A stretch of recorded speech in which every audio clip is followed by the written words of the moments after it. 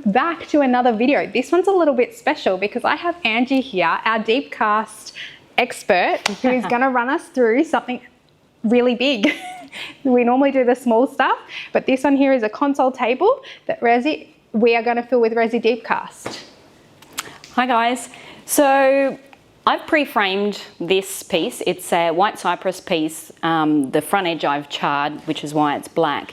But I just wanted to run through the framing process with you. So I've used a backing board, which is a concreter's form ply, and the same with my end strips here.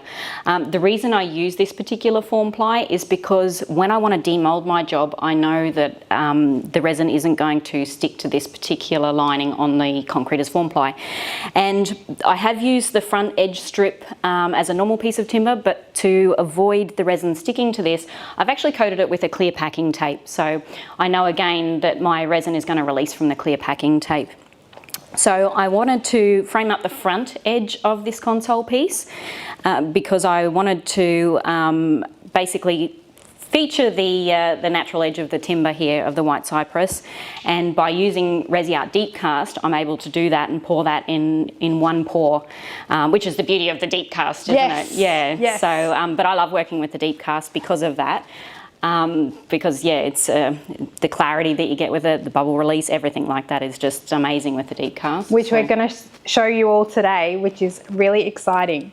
I'm so excited to have you here, Ange. So let's get into it. Let's start with our mixing up. Yeah, so first of all, I need to know what quantities we're going to mix up for this. So how I do that is I measure out my cubic centimetres that are needed. So this piece here is 150 centimetres long. My average, because obviously I've got a natural edge here, the average is about 11 centimetres, which I've sort of taken from the middle here. Some sections are going to be less, some sections a tiny bit more. So working with an average is always good. And my depth of my piece is about 6 centimetres.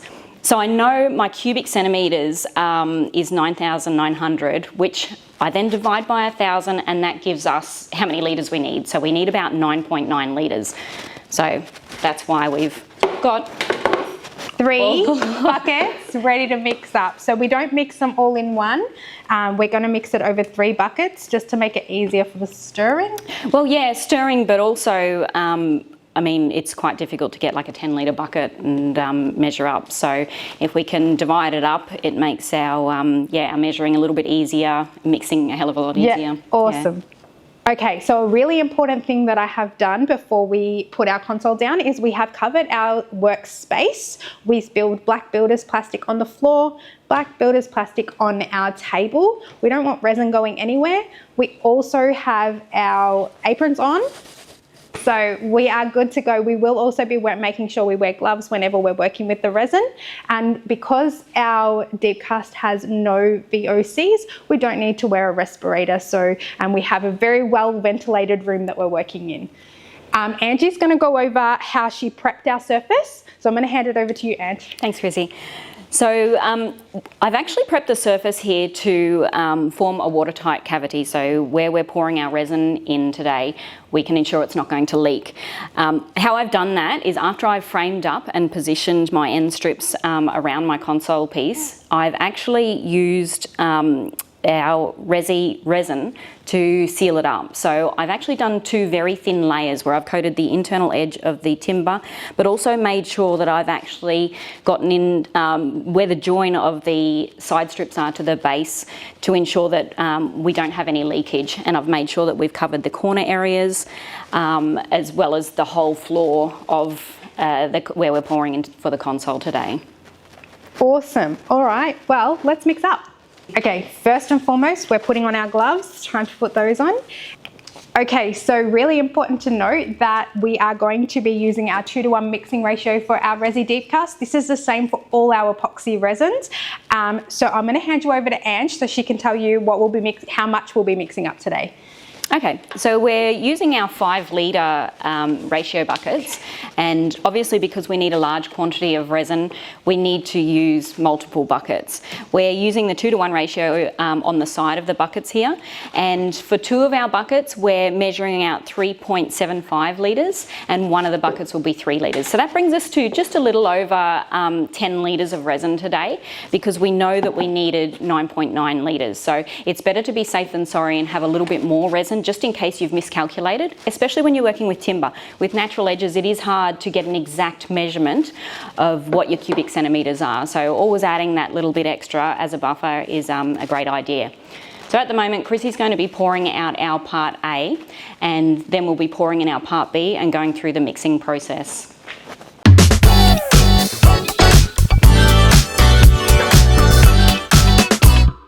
Now that our part A is ready in our buckets, we're going to go on top with our part B. This is the beauty of using a mixing ratio cup, that you can pour both parts in the bucket. No need to have 2 separate buckets and scrape them together. So much easier than doing the other way. So let's put in our part B now on top. You might notice that I'm holding my bottle on the side rather than this way. This helps with like the glugging of the resin or the hardener as you put it on top. So it's a nice little hit. Yeah, it gives you a bit more control too, I feel. A handy tip. So you're not dripping it out everywhere. So here we go. Okay, so it's pretty important, and Chrissy's got it pretty much perfect now, that we get our measurements correct. We do need to ensure that our ratios are correct with the deep cast, as like with any resin. If the ratios are out, there's a chance that your resin won't actually cure properly, and if your resin doesn't cure properly, it means obviously you're not getting it to its hardness level that is required, and it can become quite sticky. You may even get it sticky and it might not cure at all, where you'll still be able to stick a fingernail in it and it'll be soft and squishy. And another reason it's really important to ensure that you've gotten your ratios correct, so it does cure properly, because if it doesn't, you're wasting quite a lot of money on your resin, especially in a pour like this. You're looking at a pour like this can be anywhere up to like $600. So it's quite an expensive mistake to make, and that's why it's always really good to double check all your ratios, especially prior to mixing, because if you do happen to be out a little bit, you might be able to make it up and ensure that your ratios are in balance. Okay, I'm going to switch sides with you. You can see after Chrissy's done a perfect job of pouring that our part B, our hardener, is sitting on the top and our part A is sitting on the bottom, and there is quite a distinct layer between the two. So that brings us to our next stage of stirring, and we do have to make sure that we do this stage thoroughly to ensure that we get our part A and our part B mixed together correctly, so that way we can get that chemical reaction happening and those thermal currents happening. So the method I'm using to mix our resin and our hardener together is I'm holding my stirrer upright, vertical, and I'm dragging it across the bottom of the container, but I'm actually just slightly off center on the bucket here, because what that's doing is it's actually rotating my resin around, acting like a little bit of a turntable. But by me moving the stirrer up and down, I'm also getting that mixture of my through top to bottom of my part A and my part B together. And majority of the time we'll mix it like this until our resin looks like it's clear. At the moment you'll notice it looks a little bit cloudy. So once we get our resin where it's at a clear state, we then go around the external area of the bucket and the base of the bucket to ensure that we have thoroughly mixed every single little bit of resin in with the hardener here. So on all the smaller projects that I normally do, and I normally tell people to mix for about 4 to 5 minutes, just to give them a time frame. Is it the same kind of thing here? Because we're mixing larger quantities of resin, I don't really like to put a time frame to it, because the importance is making sure it's thoroughly mixed. And if we were just going to say 4 or 5 minutes, there's a chance that with a larger quantity we might not get it thoroughly mixed in that time frame. So what we're looking for is the clarity of the resin, and we're looking that we don't see any clear hair-like strands. If we see those strands in our mixture, that means we've got an unmixed portion still. Perfect. So we want to make sure we get rid of all of those to ensure that our... I have definitely noticed that it is so much more visible, those strands, in a larger mix. Yeah. So yeah, that makes complete sense. Yep. So Ange, if you were starting out doing deep pour castings, where would you start? Like what kind of project would you start with? I think it's framing up can be quite difficult if you haven't had much experience with it. So if you've got a decent sized silicone mould or something along those lines, to test out a couple of projects to start with, the reason I suggest silicone is more because those moulds are pre-sealed. So there's no chance of accidentally framing up incorrectly and having leakage or anything like that. And we're working with a product that takes a lot longer to cure, so it's going to stay in its liquid state a lot longer than what you would if you're using a casting resin of some kind. So ensuring that you're framing up and that you're not going to have any leakage is really important. So that's probably where I'd suggest to start with. But as you become familiar with the resin, then there's no reason why you can't make your own frames and your own sizes, and that's what we've done today. So a nice starting point, and then you might actually end up addicted. Very addicted. Might. I don't know about mine. Definitely will. Now most of my mixture's clear now. Clear. I'm looking at you and I'm looking at what I'm going to do is I'm going to go around the edges of my bucket and turn my bucket and making sure I'm scraping down the sides, but also touching the base of the container, so I'm picking up any of the resin that wants to stick to the base. And you can actually see all those strands coming back up through it. Oh, you see those, you can they're like fine hair-like strands. So that's if we see those, that's what we want to make sure we're getting rid of. So they're the ones that were trapped on the side. That we haven't base. kind of at the base. Amazing. Chrissy's amazingly cut us some acrylic stirrers. I find that they're great to use because they're easy to keep clean and reuse. They're right angled as well, so we've got a nice flat edge that goes against the side of the bucket as well as the base of the bucket. If you're doing this at home and you don't have the ability to cut any acrylic, another alternative is if you happen to go to Coles or Woolies or something like that and get like your silicone cake scrapers that have, some of them will have a rounded edge, but you'll notice some will have like a little sharp corner in that. So using something like that is an alternative option if you can't find a much larger stirrer, or paint stirrers are a good idea too. Okay, so now that our resin's all mixed up, it's time to add some colour. Angie's going to tell you what we're going to do with this console. Okay, the beauty of Deep Cast is that it's got a lot of clarity to it. So I do like to use it translucent. So I actually just want to add a couple of drops of a jet black dye just to change the tone of the colour a little bit. This scorpion I poured without any dye or translucent dye in it, and this one I just put just a couple of drops of black, and I think it works well with the console, especially because I've charred the black front edge of it. It does come down to personal taste. So I just find that just toning the colour down a little bit with a little bit of black, it's still translucent, it's not dark. It just gives your piece, your furniture piece, a little bit more finesse. Amazing. How do I know how much dye to add, Angie? Well, like I said, we don't want to add too much. We just want to change the colour of it. Be mindful, like when we put the dye in a bigger bucket, it's going to look darker than what it is when we pour, because at the moment we're looking at it, you know, what are we, 15, 20 centimetres deep? But when we pour, we're going to pour out sort of 6 centimetres deep. So the colour will be, I guess, a little less, have a little less depth to it. From what's in our bucket again. So yeah, we only want to keep it very minimal, but again, it's personal taste. Some people like deeper colour, more vibrancy. Some people like it completely translucent, no dyes at all. Amazing. All right, well, let's do that. I'm just going to drop onto the stirrer, just in case I accidentally drop too many in. Well, that's there we go. We've got two there. Really great pro tip there. So I've got 2 in that one. Going to aim to pop 3 in this one. Okay, the reason I'm using a dye, translucent dye, versus a like a metallic tint or mica powders or anything like that is because I want to keep my mixture translucent. So as soon as we start adding metallic powders and metallic tints to it, our mixture turns from translucent to opaque. And as much as they're really cool effects too, for this particular piece that we're working on, we want to keep it translucent because we want to see the beauty of what Deep Cast does, and it's how much clarity it has and its excellent bubble release. Awesome. But you can use metallic powders and glitters or any of those sorts of things in the Deep Cast as well. This is just for this project. Okay, so let's start mixing that through. The particular way that that looks really cool. Yeah, it does, doesn't it?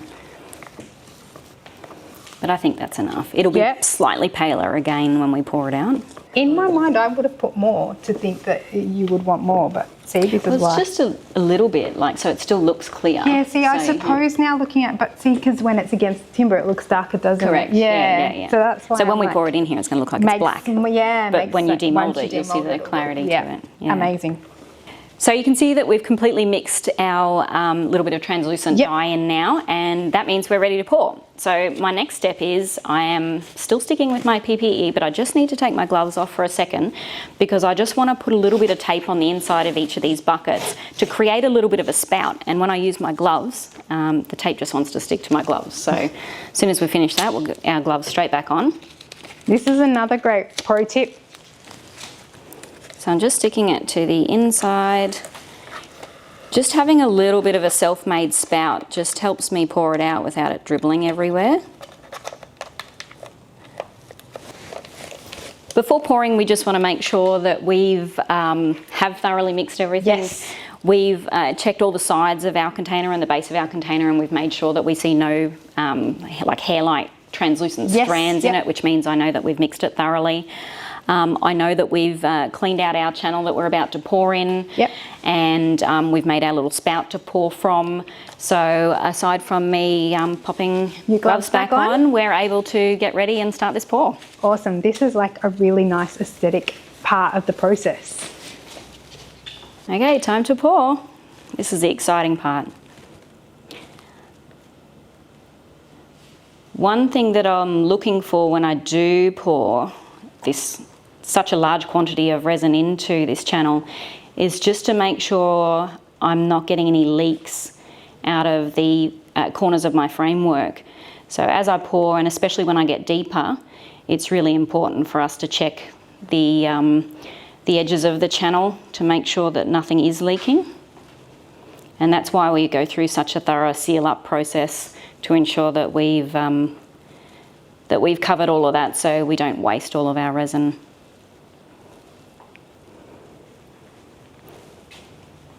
And because I'm working with natural timber, there's a chance for some of my timber to be slightly higher in some sections and slightly lower in some sections, which after demoulding that can be fixed. So I just want to make sure that I'm not going over my frame size and just coming up to that top edge.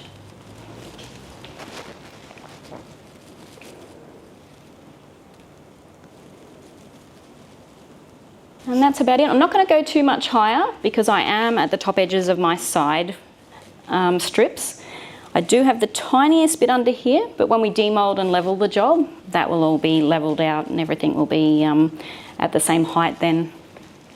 How awesome does this look? And you've done an amazing job. What do we do with the bubbles? Okay, just before I get onto the bubbles, because we do want to make sure we get rid of some of those, I do want to check my sides. I just want to make sure that I've got no leakage coming out of my corners of my frame. And the way I check that is basically sticking my finger there. Okay, if my finger comes out wet, that means that there's a chance that I've got leakage happening. And the reason we want to check for leakage is obviously because we've got such a large quantity of resin, we don't want to lose it. So we want to make sure that everything is sealed in, and we do check that in the next sort of half hour or so to make sure it's not leaking. And but hopefully, so far so good. Yeah. I know. Well done. We do have some bubbles on the top, so there are a couple of ways to remove bubbles. Like I said earlier, these bubbles will naturally release, but to help the process along a little bit, I do have a heat gun. You can use a blowtorch, but please do not use any isopropyl or methylated spirits or any solvents like that, because with the deep cast it can form a little bit of a skin on top of it, which is what you don't want. You want your resin to cure and have that nice flat surface. Yeah, so it's a little bit different than our other resins where you can use the isopropyl. Not really a good idea here. Okay, so we'll pop the gun on. Probably just a medium heat.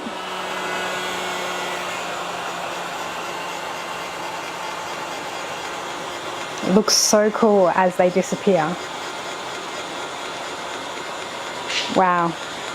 And I do expect more to come to the surface as well, as it's slowly starting to thicken up, but this is something that we can keep an eye on, and if you do see any, then you can come back and pop some. Wow, have a look at that. That looks amazing. So good. And now we're going to let this sit. So we'll be back with you in 7 to 10 days to show you how to demold this piece. Okay. We demolded the console table after 10 days and then I took it off site. I took it off site so I could get it leveled. It's much easier to have a larger piece leveled first because it helps with those earlier stages of sanding. I then sanded down my resin component to 3000 grit and only with dry sandpaper. I didn't use any wet. Now I took it in stages, and each stage I made sure that I removed the previous scuff marks from that grit and spent a fair bit of time on it. So I got it down to 3000 grit and then I cut and polished it with a car polish. After that, I wanted to stain my timber black because it was quite a pale timber, so I stained it, then coated it with tung oil. Tung oil is a very natural oil, easy to apply, and it gives it a nice satin food safe finish. So once I'd completed the timber and the resin component on the console top, I then added my legs. So we now have a complete console piece. I'm very happy with the outlook, and I really love the front feature of the ResiArt Deep Cast. It really showcases the clarity of this particular type of resin. So I'm ecstatic basically with this finish. Now, if you have any questions about the products that I've used, or if you want to know a little bit more info or possibly see a video on the sanding process, please leave it in the comments. It is something that we may be thinking of in the future, but I can also definitely answer any questions in regards to the products that we've used or the methods that we've used here. So comments below. Otherwise, send us an email and make sure you like and subscribe. Until next time, guys, thank you.